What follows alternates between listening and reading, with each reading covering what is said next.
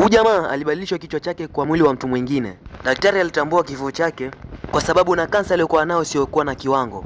Sasa kulikwepa hilo, akaamua kufanya hii operation yenye kuriski maisha yake. Mwili wake mpya ulikuwa una nguvu, aliulazimisha kuupa zoezi ili kuushikanisha, lakini maumivu ya operation haukuweza kumwacha. Lakini daktari akamhakikishia kwamba yuko sawa. Lakini shida zikamwanzia huku mbeleni. Alijaribu kuwa mchoraji mkubwa, lakini sasa kipaji chake kikawa kimepotea. Hata hivyo alirusha meza yake ya kazi nje ya dirisha. Ghafla nguvu zake zikawa hazishikiki. Alishtuka na akajishangaa pia, hasa alipojaribu kuinua skuta yake na ikainuka.